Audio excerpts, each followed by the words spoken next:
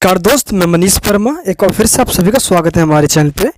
आज तो जैसा कि हम बात करेंगे कि पत्र कैसे लिखा जाता है हिंदी के अंदर। स्पेशली दोस्त मैं आपको पहले बताऊंगा कि फॉर्मेट क्या होता है, देन उसके बाद हम बात करेंगे एक एक करके कि सॉल्यूशन। हम आपको मैं दोस्तों एक फॉर्मेट दिखा दूंगा कि आप उस तरीके से लिखो।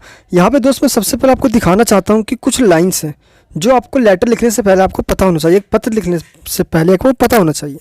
जैसे कि यहाँ पे सबसे पहली जो लाइन है, देखो ये अनऑफिशियल जो लेटर है उसके बारे में पहले बता रहा हूँ आपको, यानी कि अनौपचारिक, जो हम अपने मित्र वगैरह या हम अपने जान पहचान को लिखते हैं। तो इसमें क्या है, जैसे कि भाषा बिल्कुल ही सरल होनी चाहिए। अब उसके अंदर आप जिसको लिख रहे हो उसके हिसाब से ऐसा लिखो ताकि वो समझ जाए, जैसे कि उसकी आयु के हिसाब से कहा जा सकता है। पत्र में लिखी गई बात बिल्कुल संक्षिप्त होना चाहिए। संक्षिप्त का मतलब होता है ब्रीफ में होना। उस बातों को इतना ही लिखो ताकि पढ़ने वाला बंदा समझ पाए। पत्र का आरंभ और अंत इस तरीके से करो जो काफ़ी इफेक्टिवनेस हो, यानी कि दोस्तों काफ़ी ज़्यादा प्रभावशाली हो। एंड भाषा और बर्तनी शुद्ध और लेख स्वच्छ। इसका मतलब पता क्या होता है, हम जब हिंदी लिखते हैं तो हमारी जो हम हिंदी बोल रहे होते हैं उससे नॉर्मल हिंदी से थोड़ी हटकर हमें थोड़ी शुद्ध हिंदी इसमें यूज करनी होती है। तो आई होप कि आप यहाँ पे समझ गए हो कि हिंदी जैसे कि थोड़ी, अभी मैं आपको दिखाऊंगा सॉल्यूशन के साथ तो आप उससे समझ पाओगे। एंड एक बात ज़रूर ध्यान रखें, आप इसमें पता जो लिख रहे हो वो साफ लिखना चाहिए। एंड कटिंग ना करके आप लाइन को अच्छे से लिखो। ये सिर्फ थोड़ी सी एक गाइडलाइंस थी पत्र लिखने से पहले हमें जो याद रखना चाहिए। यहाँ पे एक फॉर्मेट के रूप में यहाँ पे एक चीज़ दिया गया है, ये हमारा पूरा फॉर्मेट होता है। सबसे पहले हमें एक अपना पता लिखना होता है, देन दिनांक लिखना होता है, उसके बाद हमें ये सारी बातें यहाँ पे लिखनी होती हैं। लेकिन ये फॉर्मेट तो ऐसा हो गया, अभी आपको ये पता होना चाहिए कि हमें कि जब हम एग्ज़ाम में लिखे तो उस समय कैसे लिखे। फॉर्मेट जो उसमें आपको दिखा दिया, यहाँ सारे फॉर्मेट्स यहाँ पे देख सकते हो, ये टोटली फॉर्मेट है कि हमें कैसे लिखना चाहिए। चलिए आपको मैं एक बार फटाफट सॉल्यूशन दिखाता हूँ। मैं आपको एग्जाम्स में आप कैसे लिखो थोड़ा मैं सोल्व करके आपको दिखाता हूँ। यहाँ पे देखो, सबसे पहले पत्र जब भी आप लिख रहे हो तो कोई सा भी पत्र लिखो, उसमें सबसे पहले हमारा खुद का एड्रेस ही आता है। और एड्रेस में दोस्त जो छोटी सी जो लाइन होती है उसको सिंपल लिख के बताना होता है। देन यहाँ पे आपको एड्रेस के बाद यहाँ पे हमेशा डेट लिखना होता है। दोस्तों डेट का फॉर्मेट ये होना चाहिए जैसे इसमें लिखा हुआ है, बट जैसे कि डे हो गया, देन उसके बाद आपका जो मंथ है वो लिखो, देन आप अपना सन लिखो। उसके बाद अगर आप ये अनऑफिशियल लेटर लिख रहे हो तो आप उसमें प्रिय मित्र जो भी उसका नाम हो आप उसको लिख के यहाँ पे बताओ, ठीक है। एंड उसके बाद आप उसको जैसे कहते हैं ना कि अभिवादन करने का जो तरीका होता है हमारा, सब प्रेम नमस्ते, ऐसा करके लिख सकते हो आप।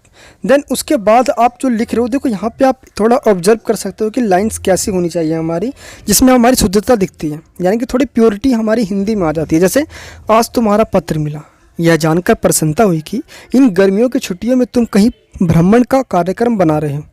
मेरी यह हार्दिक इच्छा है कि ये छुट्टियाँ तुम मेरे साथ बिताओ।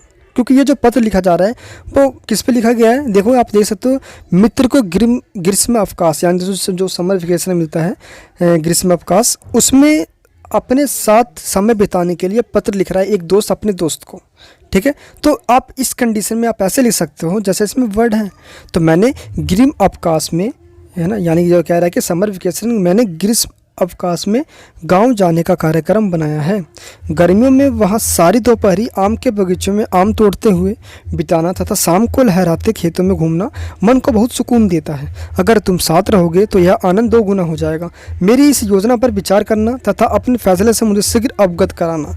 यहाँ तक दोस्त देखो ये सब हो गया। अब जब आप इसकी एंडिंग कर रहे हो तो माता पिता से मेरा प्रणाम कहना और छोटू को प्यार, ऐसा कुछ कह के हमेशा लाइन की एंडिंग की जाती है। देन एक लास्ट में जो लिखा जाता है तुम्हारा भिन्न मित्र वगैरह नाम लिख के, देन आपका ये ख़त्म हो जाता है। ऐसे ही दोस्त अगर आप कोई लिख रहे हो कॉमर्शियल लेटर तो इसमें आपको सबसे पहले सेम वही हमारा एड्रेस आएगा, देन डेट आएगा, उसके बाद आपका जो आपका जिसको आप लिख रहे हो मुख्य अधिकारी उसका नाम आएगा। मुख्य अधिकारी कौन, जैसे कि मान लो मैं बिजली विभाग में लिख रहा हूँ, है ना, या एमसीडी विभाग में लिख रहा हूँ, तो उसमें आप लिखना है आपको।